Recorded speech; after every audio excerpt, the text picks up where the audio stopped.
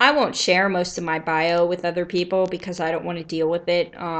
For one, I don't have the same emotions in tune anymore, so it's difficult for me to recall this stuff. I just like, I get confused and stuff. But basically, life wise, like, I've had a lot of experiences that help me write and stuff. I grew up with troubled kids and stuff, and really, really troubled kids, like severely abused and stuff. I had one friend who was like molested and stuff by his brother, and he was like psycho and stuff. And I went to this camp where all these kids were like messed up, and yeah. So anyway, that was one experience that I had that made me gain a soul. Another experience that I had was when I was in the military. I worked in a women's shelter for people had come across the border who had gotten pregnant and stuff and trying to have their kids over here. I don't know why they set up clinics for these people, because what they would do is they would purposely get pregnant and then skip the border and have the kid over here to get citizenship. It was really just kind of awkward. It's very, the world is very contradictory. Yeah, so it doesn't make sense why they would do that. But yeah, I saw a lot of poverty and stuff, and they were trying to educate the women and stuff and integrate them into society. Um, I guess they felt guilty because a lot of them had been impregnated by soldiers and stuff, and it was just like, oh my God, you've got to be joking. Anyway, yeah, just I don't know.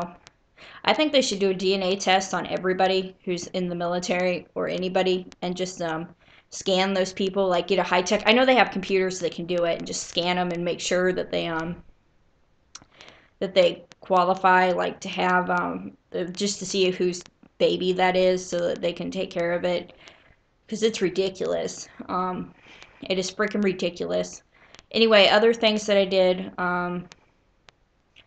was that I was in the military for 3 years. I had a pretty hardcore job for the first year, and I was really, really heavily influenced by El Paso, and just kind of like poverty too. I saw a lot of that, and a lot of like just another culture like integrated into ours. It's kind of like living on the moon.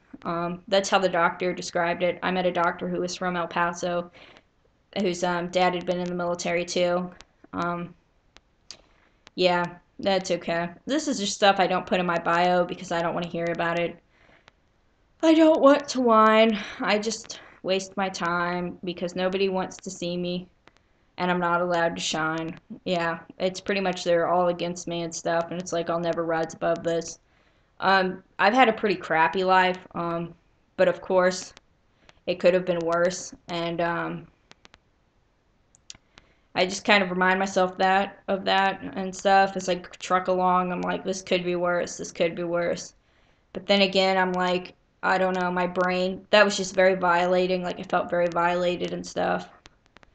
Um, I would say the thing that influenced my writing before the lobotomy the most was just dealing with troubled kids and stuff. Like, I was like very aware and stuff. I don't know. I always get singled out and targeted by people though. So yeah, I've dealt with a lot of bullying too, which has turned me into a bully essentially. I'm just like, how to make these people get away from me? They use the same tactics they use. Yeah. Oh yeah, I got into a fight with the Russian Prime Minister. That was pretty interesting. And yeah, I went to Washington one night to scream at President Bush. How many people have done that? I've been to Thailand in a rural village. I've seen a lot of like poor people there too. Nobody gives a damn about. Um, yeah, I'm pretty much just like, people that edited me are total losers. Total freaking losers. That's all I'm gonna say. You know what? You want to make the world like that? Fine.